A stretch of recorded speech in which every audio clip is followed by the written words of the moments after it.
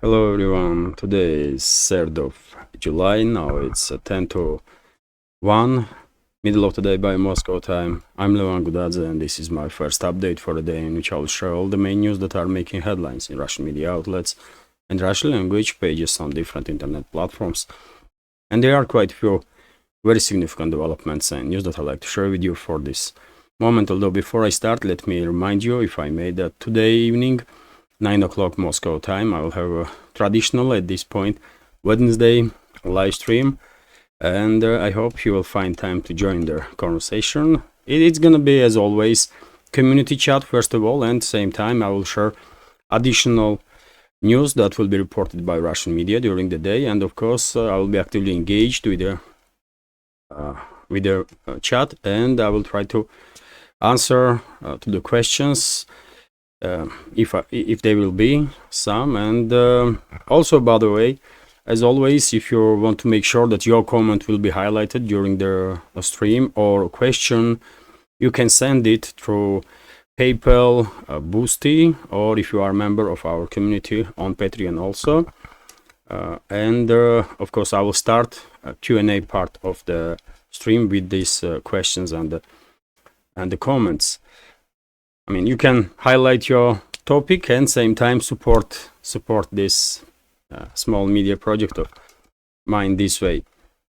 That's been said, I will make a little announcement also that well, yesterday I was in Moscow and I recorded about some little extra videos, extra content for our Patreon and Boosty community. So from today I will publish every day or every other day these extra contents.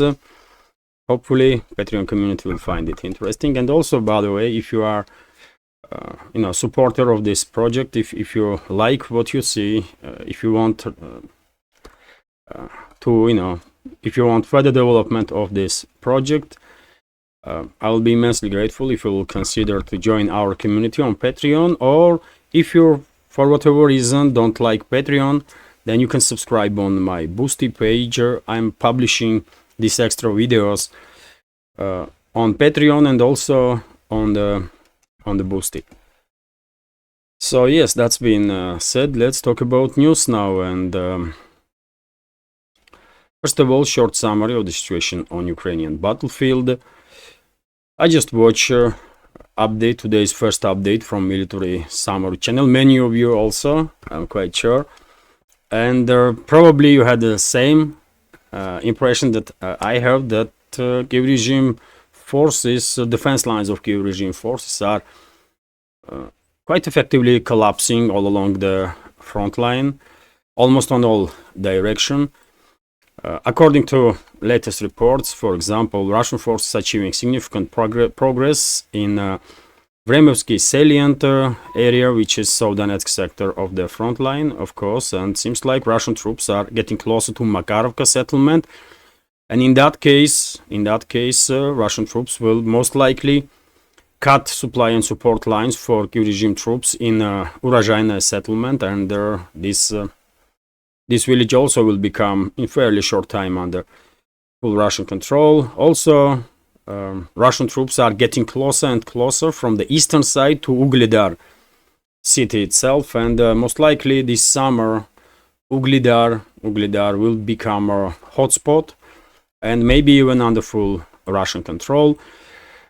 Military channels are reporting, including military summary, by the way, are reporting about Russian progress in Krasnogorovka direction, which is of course southern flank of Donetsk sector of the front line.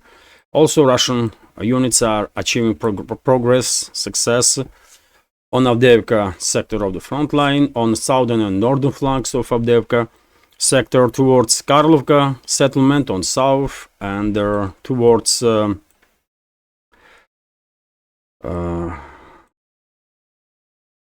Vozdvizhenka settlement in the north.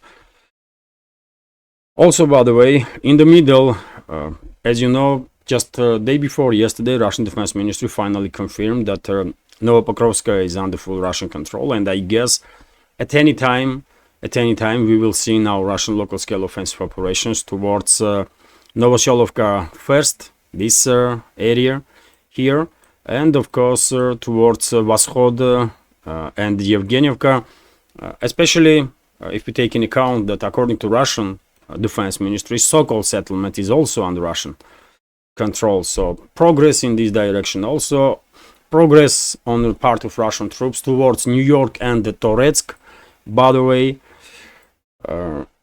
which is also significant. Seems like Russian troops are attempting to create a cold room in New York and Toretsk directions, two separate cold rooms, which is doable undoubtedly.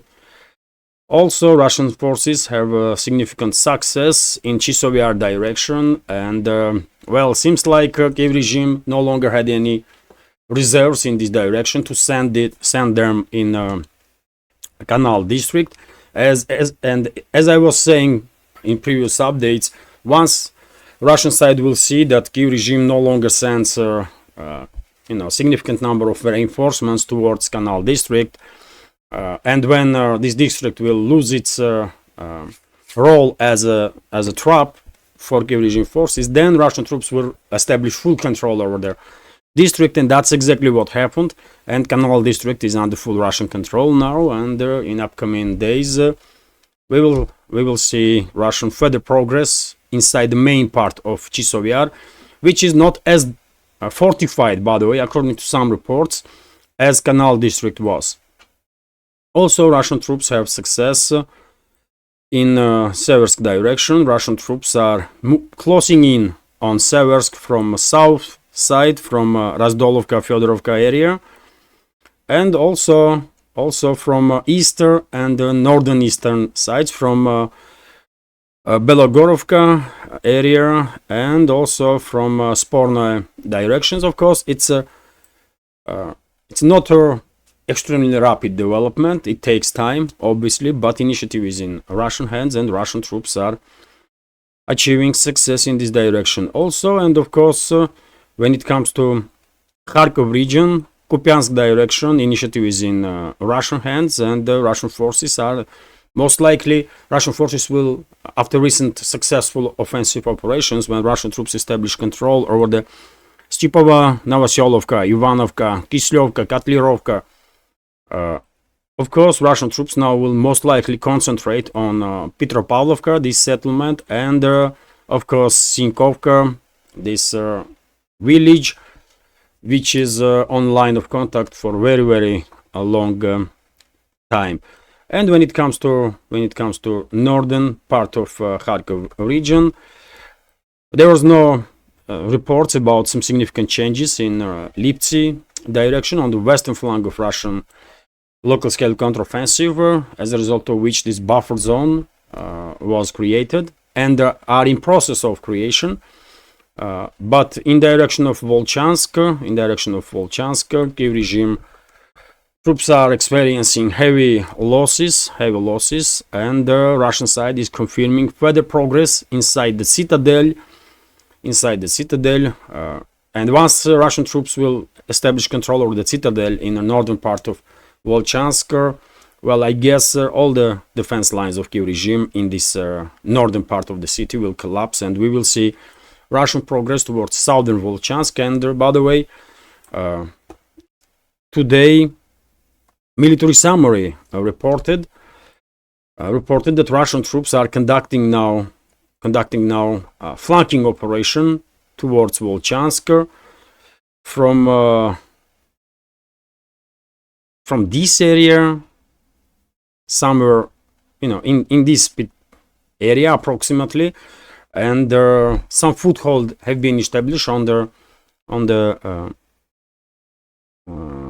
Ukrainian side of this river, Seversky Donets river, and seems like Russian troops are intended to conduct local scale offensive operations towards Prilipka settlement, and then close to conduct further advances towards Liman, Tsegelne, Gyumri, Sinil Kovar, basically to encircle Ukrainian grouping of forces that are supporting Volchansk operation.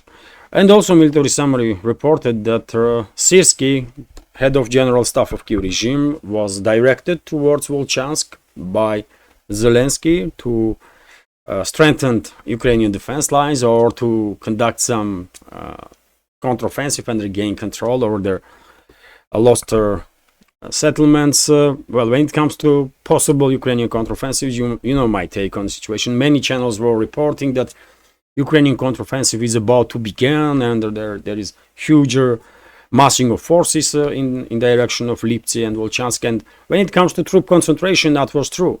Yes, Kiev regime concentrated tens of thousands of its military personnel in this area, but I was skeptical from very beginning that Kiev regime will be able to pull off any more or less large-scale counteroffensive operation, at least sectoral level counteroffensive operation, and I was correct. Did we see any sectoral level counteroffensive from Kiev regime? No, because they cannot do this, and they cannot have any hopes for success.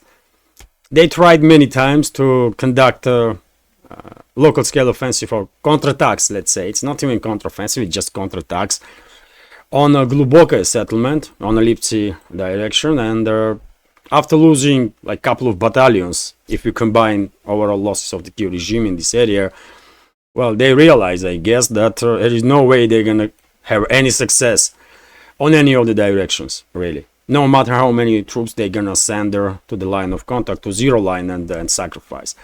So this is overall situation. Short summary. I recommend, of course, military channels, by the way, for more detailed information on developments of the line of contact. And if by chance you are not familiar with military channels, under this video in description box I have recommendation list of the channels that I follow, and you will find at least several links to military channels there.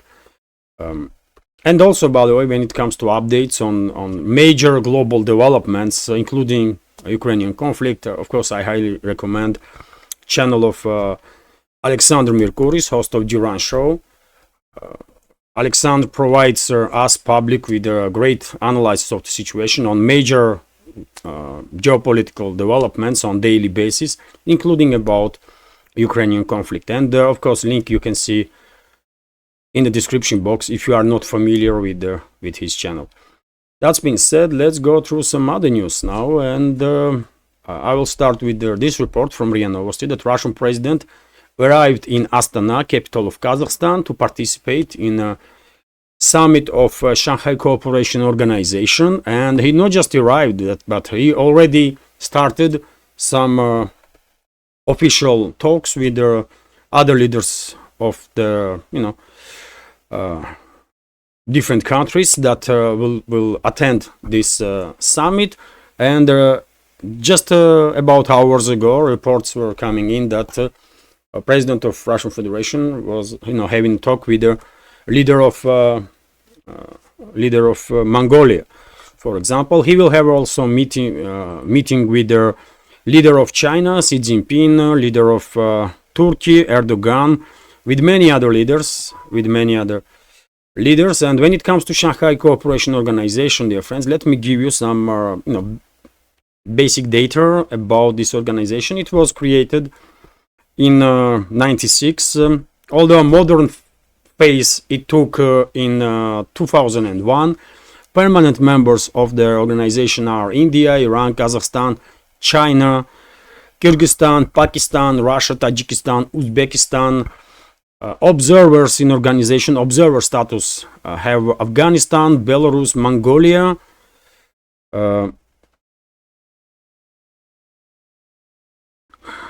and yes, that's it. Quite a representative organization, isn't it? Major countries in the Central Asia, in the global South, Indo-Pacific region. Just look at the names, by the way, of those countries: India, Iran, Kazakhstan, China, Pakistan, Russia, and of course Tajikistan, Uzbekistan, and Kyrgyzstan also play a huge role in Central Asia and are key key members, obviously, also to this organization.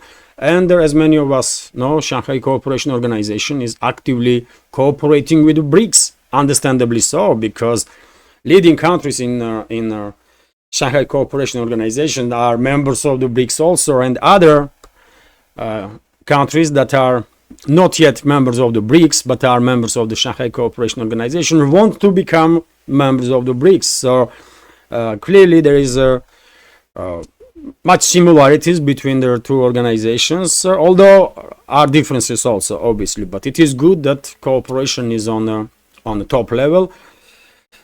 And well, let's see what information we will receive from Astana, because very serious meetings will take place and very serious decisions will be made. Also, by the way, TASS News Agency is reporting that well, Russian Defense Ministry, by the way, during the previous 24 to 48 hours destroyed 9 Ukrainian planes. 7 of them, of course, were neutralized on the airfield in Poltava region as a result of Russian Iskander strikes. 5 was totally destroyed, 2 was significantly damaged. I don't think those damaged planes will ever fly again. But also Russian Defense Ministry reported that Russian Air Defense forces shut down 1 additional Su-27 and also MiG-29. So just in last 48 hours, let's say, Kyiv regime lost 9 planes that they are extremely short of. Also, by the way, when it comes to that airfield in Poltava region, Russian armed forces conducted additional strike. It seems like latest generation of Russian drones, not really reacting that much on radio electronic warfare of the Kyiv regime, and Russian drones are monitoring many airfields. Seems like on the Kyiv controlled territory. And one of the Russian drones noticed that there was a Mi-24 attack helicopter on that very same airfield, based some munition depots and some technical stuff. And another strike was called in by Iskander missile, and that helicopter was destroyed. There some engineering equipment and munition depot. So significant success on part of Russian troops, undoubtedly, to neutralize Air Force of the Kyiv regime, whatever is remains from Air Force of the Kyiv regime. And I see, dear friends, comments under my videos whenever I report about destruction of the Kyiv regime's fighter jets or fighter bombers, and many members are surprised that Kyiv regime still has any fighter jets or any planes at all left. But yet again, dear friends, NATO member states under leadership of US did a quite effective job to looking for Soviet era planes all around the world. That means Su-24s, Su-25s, MiG-29s, Su-27s, and they brought those planes. Most likely, in some cases, they even intimidate countries that used to operate with those planes, then force them to pass this equipment to NATO member states, and then they delivered those planes to Kyiv regime. Also, by the way, in Ukraine was a part of USSR, isn't it? And there was a huge stockpile of their older generation planes there, and first series of Su-27s, MiG-29s, and Su-24s, for example, in the storage. And of course, NATO member states did quite effective job in regard that they also allow Kyiv regime to modernize those old planes and to operate with them again, at least on the basic levels. And that's why, by the way, we are seeing that according to Russian Defense Ministry's reports, hundreds and hundreds of planes of Kyiv regime was destroyed, and still, unfortunately, Kyiv regime has a certain number of those planes left. Because, as I said, by the way, we are talking about Soviet era planes, and those planes were produced in huge quantities. And Ukraine after Soviet Union collapse, received hundreds and hundreds of those planes. And also, as I said, the NATO member states are looking for those planes all around the world and transferring them to Kiev regime. So that's why they still have some planes left. Anyways, let's continue. TASS news agency, but not for long, dear friends. Seems like Russian side is very keen to take out whatever the planes are left there under control of Kiev regime, and just give it a time, and we will see total annihilation of the Kiev regime's air force when they will have no planes left at all. Then that's why probably these days we are seeing activization of the topic of F-16s once again. Although, by the way, I mean, just Western media may try to, promote these F-16s as kind of game changers, but they are not really any better than Su-27s, for example, or MiG-29s that Kiev regime is operating. One should keep in mind that these F-16s are not the latest generations of the F-16s. These are quite old F-16s that should retire in the countries that are willing to send them to Kiev regime. And I mean, they're not gonna be game changers. They're not. I will be surprised if they will last in Ukrainian skies more than like several flights, several sorties. But anyways, let's continue. TASS news agencies report that Prime Minister of Hungary, Viktor Orban, during his visit to Kiev, asked Zelensky for a ceasefire because, according to Orban, ceasefire will create conditions for meaningful peace talks to begin. But his address was denied. Kiev regime rejected this initiative of the Viktor Orban. Understandably so, because after all, maybe this initiative of the Orban came as a surprise for Kiev regime, and without authorization from the Washington, of course, Zelensky not gonna agree on nothing, obviously. And Orban, maybe unwillingly, but once again demonstrated that it's Washington that really is in charge in Ukraine, not Zelensky. He's just an actor, mediocre actor that used to act as a president in TV show in Ukraine, and now acting as a real president. That's a tragedy of Ukraine, by the way, that this clown was chosen by Western ruling class to be put in position of power, and Ukrainian society play in to this nonsense, and they are bearing consequences now for this, for all of it. Let's continue, and RT is reporting that Ukraine, to be warned, it's too corrupt for NATO. According to article that was published in a Telegraph, NATO, British media outlet, NATO wants Ukraine to make more effort to crack down on endemic corruption as a condition for any progress towards joining the bloc. The Daily Telegraph reported on Tuesday, citing sources. Once again, dear friends, I find it fascinating that these so-called media in the West and their so-called politicians are still, operating with this nonsensical topic of Ukraine joining NATO.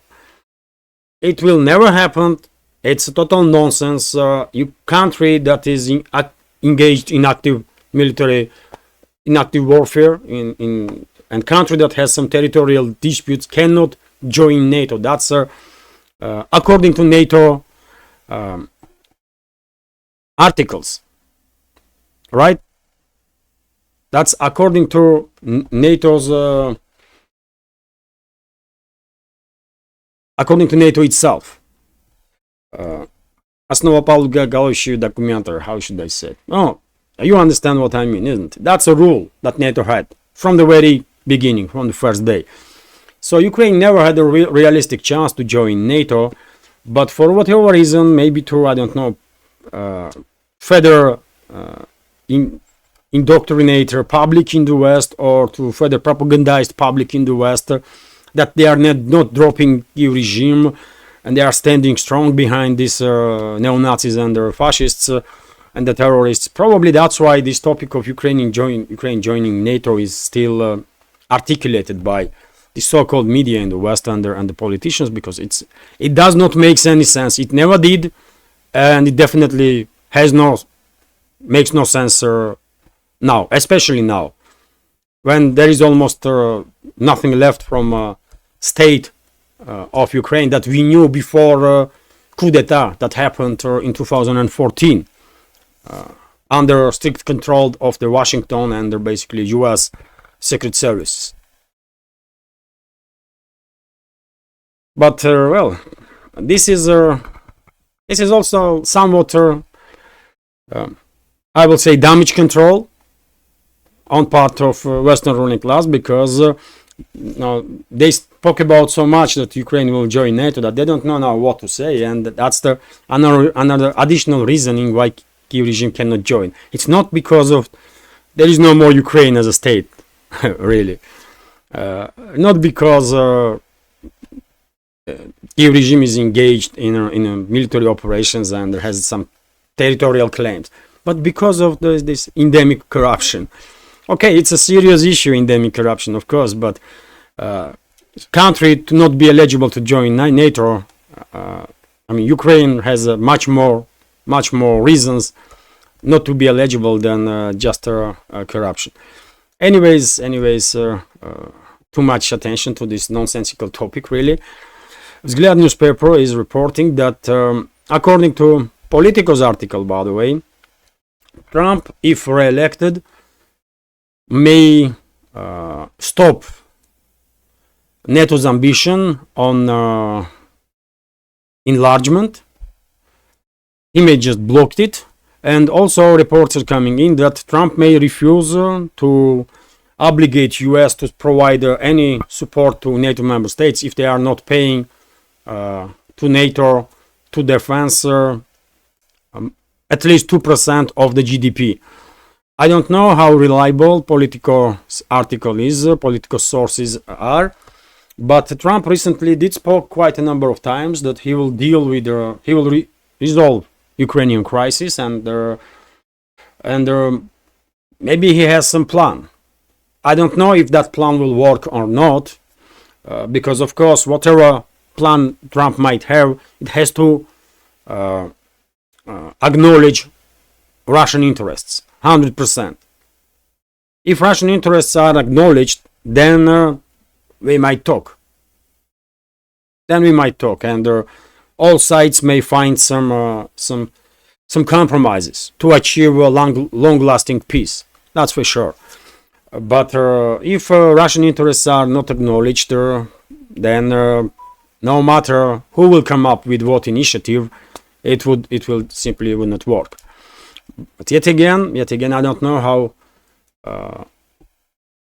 how reliable political sources are, but guarantees that NATO will not expand any further and will definitely not expand to Ukraine and Georgia. That's what he said in this article. Of course, such guarantees will be needed anyways. Not just Ukraine and Georgia, but Armenia, by the way. Armenia is run now by Washington assets, by CIA assets, and it's only a matter of time before Pashinyan's government in Armenia will finally destroy relationships with Moscow. And okay, I mean, it's not okay. It's sad to see Armenia is moving that destructive direction, but it's up to Armenian society, isn't it? But of course, if NATO will drag Armenia into NATO, that will be a destabilizing factor in the region, because Armenia is bordering Iran, right? Iran is a BRICS and Shanghai Cooperation Organization member. And in fairly short time, who knows, maybe we will see agreement being signed between Iran and Russia about strategical partnership in military field, and maybe even about bilateral support of each other in case of aggression, foreign aggression. So of course, it is in Russia cannot just ignore presence of NATO in the Southern Caucasus region. So therefore, if there will be talks, and when talks will take place, of course, Russia's position probably will be that NATO has expanded enough. There is no expansion of NATO at all, even for an inch, in no direction. In no direction. Definitely not eastwards. So it's not just about Ukraine and Georgia. It's about Armenia. It's about Moldova. It's about, it's about strategic security. So if you want to have a serious talk, let's have a serious talk. That's what it's all about. Anyways, interesting, because it seems like, if political sources are correct, Trump understands that expansion of NATO was one of the trigger points that provoked this conflict. Of course. Although, not just that. There was many other reasons and many other steps that collective Western ruling class conducted that provoked this conflict, including coup d'etat that happened in 2014 in Ukraine, when democratically elected president of Ukraine, Yanukovych, about whom I have no anything good to say, by the way. I'm very critical of that person. I think he served very poorly his people, because he should take all the necessary measures while he was in office to neutralize all these criminals and Nazis and the terrorists that eventually overthrow him. But that's history now, and as I said, I have nothing good to say about Yanukovych, but he was democratically elected president of Ukraine and was overthrown by CIA-controlled, Washington-controlled Nazis and the terrorists. That's what happened in 2014, and that was also a trigger, of course, big trigger, to create this instability in Ukraine, and eventually by using Kiev regime as its proxy, of course, Western ruling class eventually managed to provoke larger scale military conflict, because Russia just had no option but to start this special military operation. So there are many topics that should be discussed if there will be serious talks between Moscow, Washington, and whomever. It's not just an expansion of NATO, but it is good to know that Trump and his team understood that expansion of NATO definitely was a trigger. That definitely was a mistake. Crime, I will say.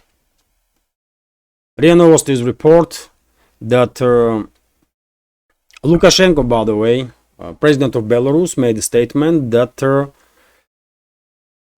Air Force and air defense of the Belarus is on high alert now, and this is due to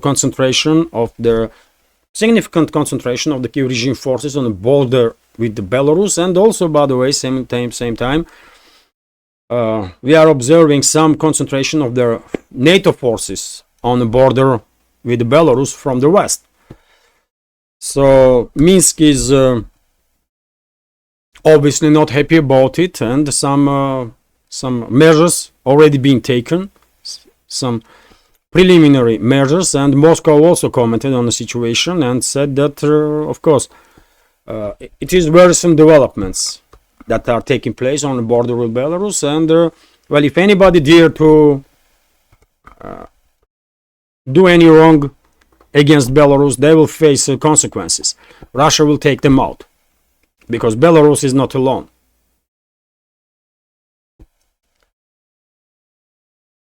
Let's continue. Vzglyad newspaper is reporting that Pentagon made another statement that a bunch of formerly Kiev regime's pilots, this is deception operation, by the way. This is clearly deception operation, fake news, but I want to share this information with you to highlight how these deception operations are conducted by West.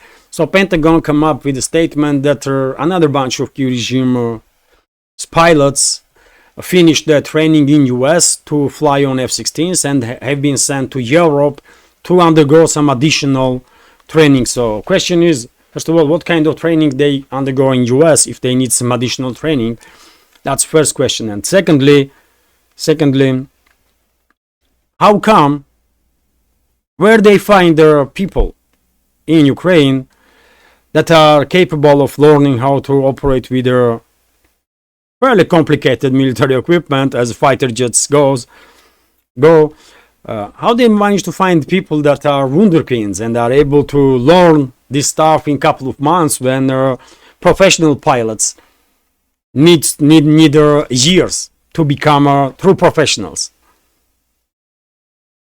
Will anybody ask ever Pentagon these questions? Because it's nonsense, by the way. It's total nonsense. This is just a creator. This is smoke screen. This is deception. They are coming up with these kind of statements to to propagandize public that Kyiv regime has some pilots, to create this illusion that Kyiv regime has some pilots that are able to fly on F-16s. It's false. Kyiv regime has not single pilot that can operate with F-16s. Not a single pilot, because it's impossible. It's just impossible. You cannot become a pilot, fighter pilot, in a 3, 6, 9 months time, 12 months time. It's not possible. One may learn how to take off and maybe how to land, but to conduct military operations, come on, man. As I said, it takes years. It takes years. It's not just about operating with the plane, by the way. I mean, there's so many things that go in when pilots are working.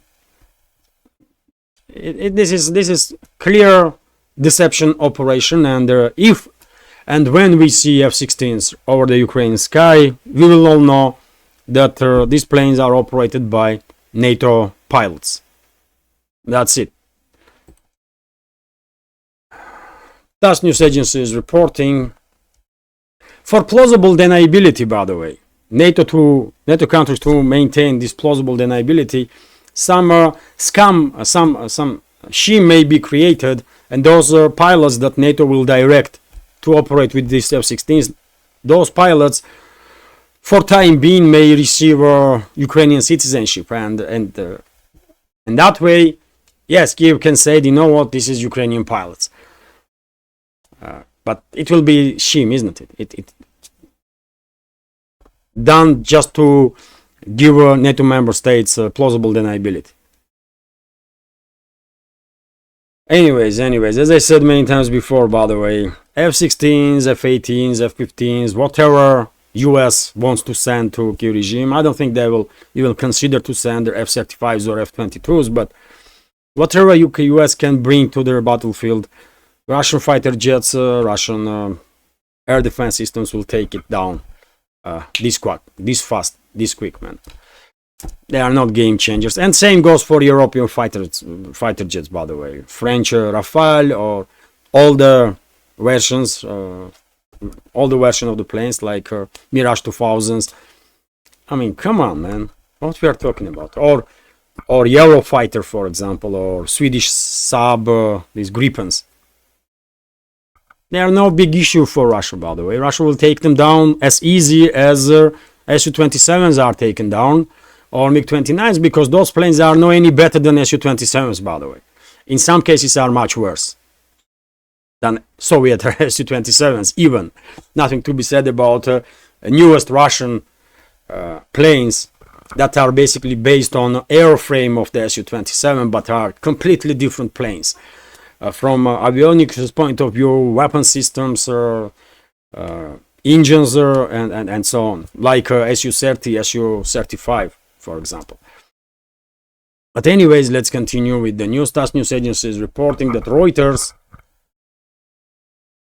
shared with their public information that US plans to allocate additional $2.3 billion US taxpayers' money for military aid for Kyiv regime. So, okay, man, I mean, it is unfortunate. It is unfortunate because this constant flow of money and weapons, of course, prolonging this conflict, which is tragedy. which is tragic, but of course, eventually, even Western public will realize that no Western money, no Western weapons were ever to become game changers, and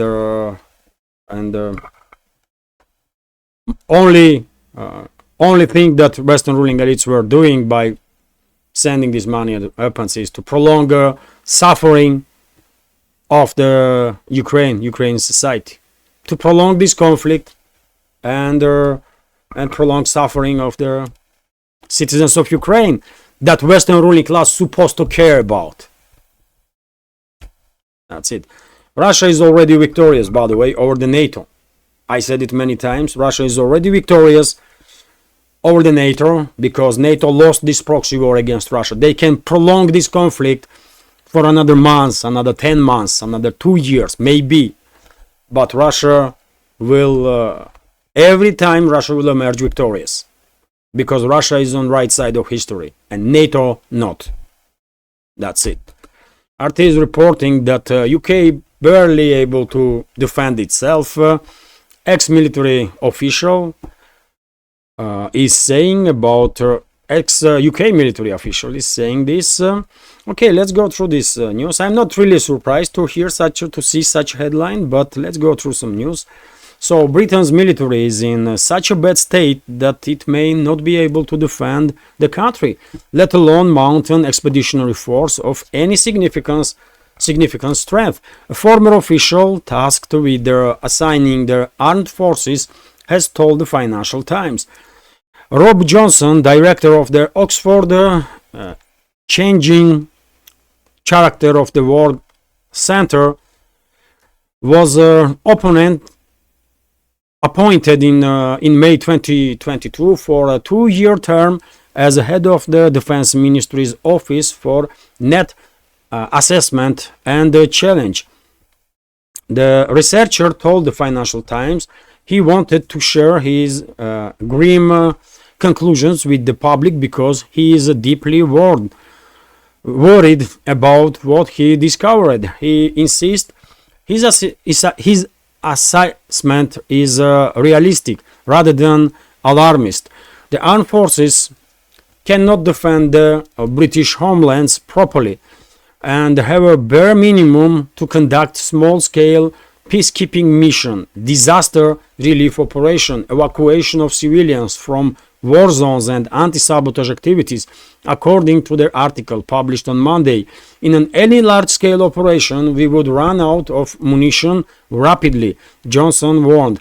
Our defenses are too thin and we are not prepared to fight and win an armed conflict of any scale. Okay, not really surprising.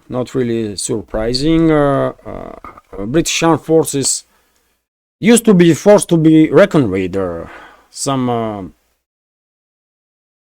for some centuries, by the way. But let's say since the collapse of Soviet Union, in last 30 years, British Armed Forces, British Navy, Royal Air Force, they deteriorated quite significantly because they know they don't have an enemy. Soviet Union was considered by many NATO member states as a true enemy. But once Soviet Union collapsed, everyone understood, even if that was not said in public, that Russia was not enemy of the West, and Russia is still not the enemy of the West. By the way, despite all these provocations from the West, Russia don't want to consider that Russia don't want to operate in with this take on the geopolitics that, you know what, this is our enemies, this is our friends, this is our neutral. No, today's enemy may be your tomorrow's ally. There is no such a thing as permanent enemies and permanent friends in politics or geopolitics, and we know that. And therefore, I don't think Russian leadership is operating in this mindset that, you know what, West is our enemy. No, Western ruling class is enemy of everybody. They are enemies of citizens of Western countries, first of all, and of course they can be seen as our enemies and enemies of humanity itself, obviously. But that's a Western ruling class, which may be changed in time, obviously not in one day or 1 year, but in time, and eventually some decent people may end up in position of power in the West, and relationships will probably start to improve.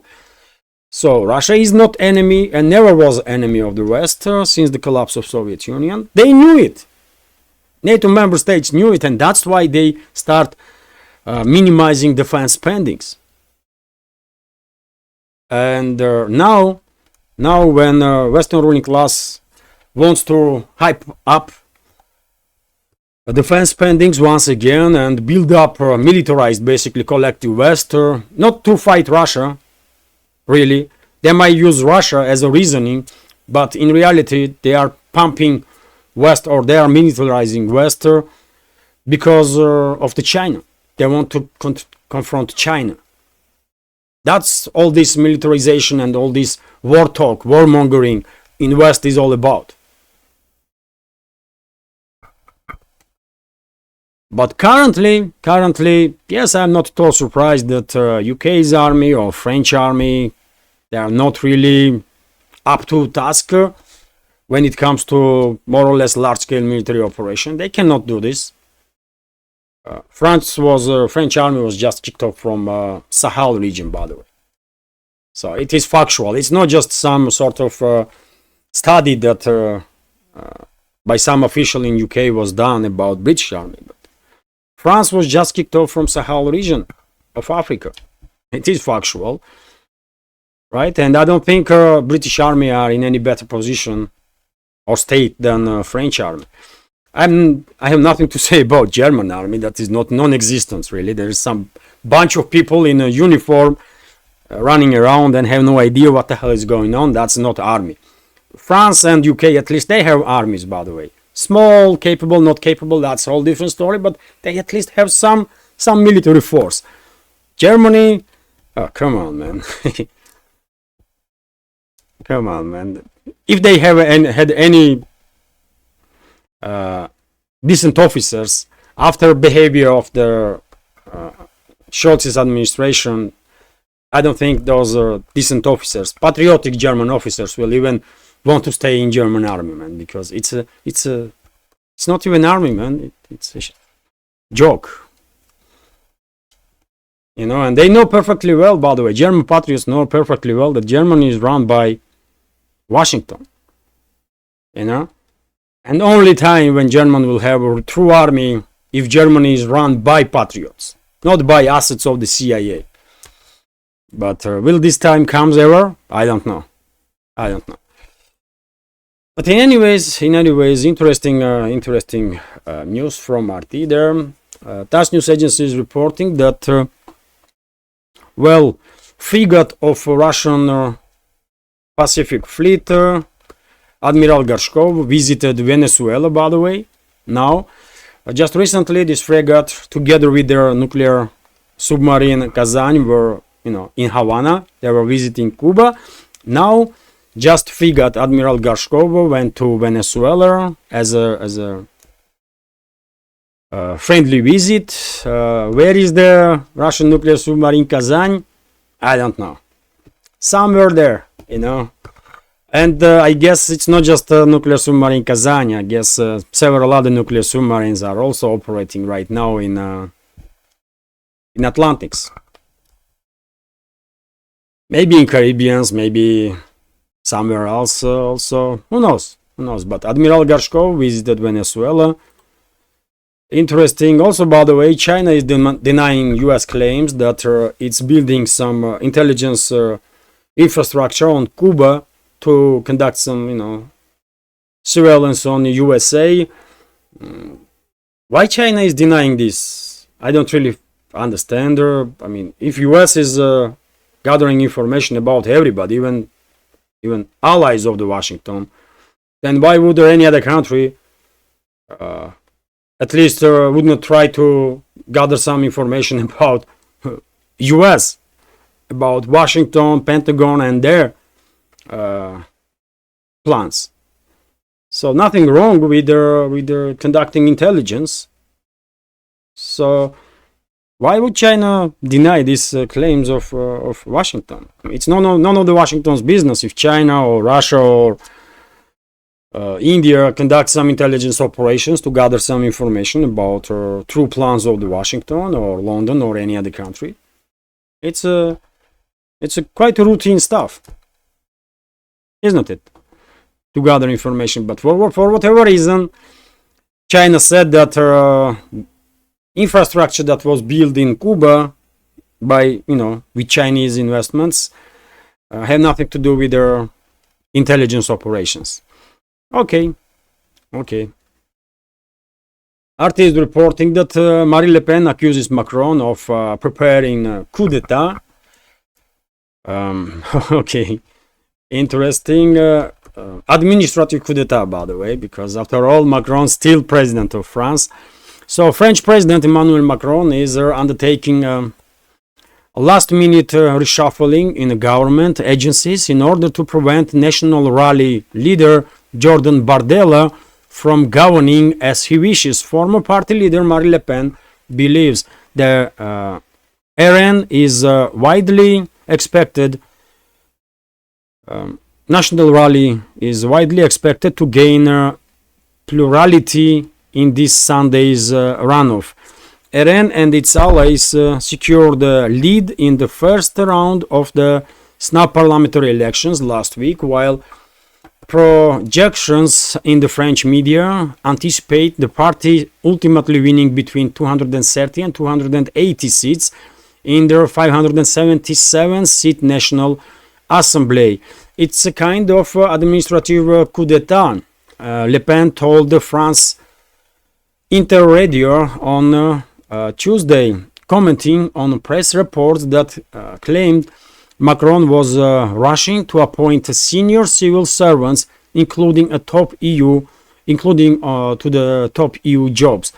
Over the past days, Macron repeatedly appointed several top officials, including the military governor of Paris, the new chief of general staff of the French Air Force, the new director of the EU at the Ministry of the Foreign Affairs, and 3 ambassadors.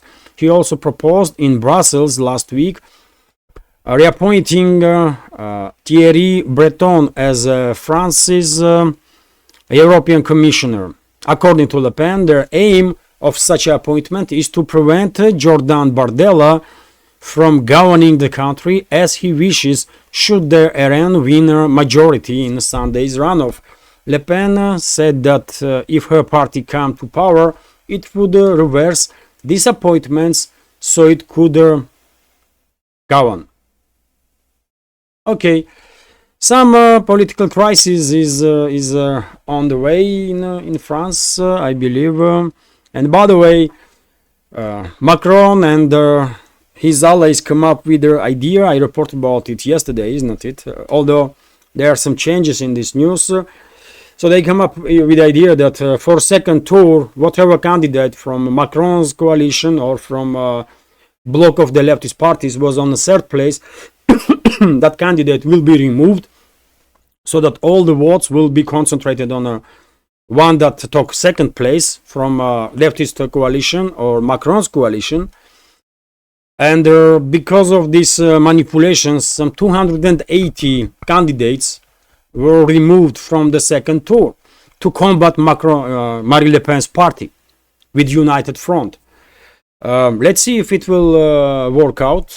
Marine Le Pen's party already created kind of sensation few weeks ago during the election in European Parliament, and few days ago during this snap parliamentary elections in France. And it is highly likely that this party, Marine Le Pen's party, will end up in a majority in France. Who knows?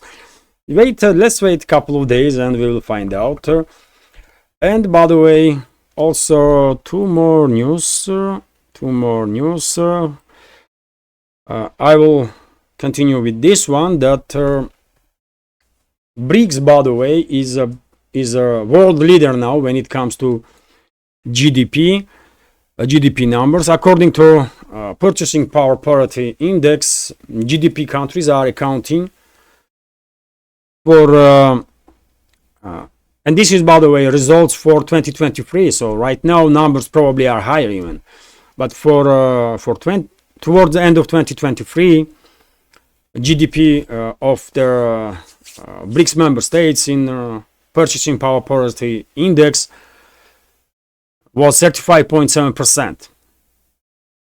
So 35.7% of the world's economy was BRICS, and bigger, I mean G7 countries were accounting for only 29% of the world's GDP. So you see clear shift, isn't it, in economical power, and we will see soon clear shift in financial power, and eventually we will see clear shift in political power also from the G7 to BRICS. This is inevitable, imminent, and sooner Western ruling class will realize this and will join this multipolar world, the better for everybody, really.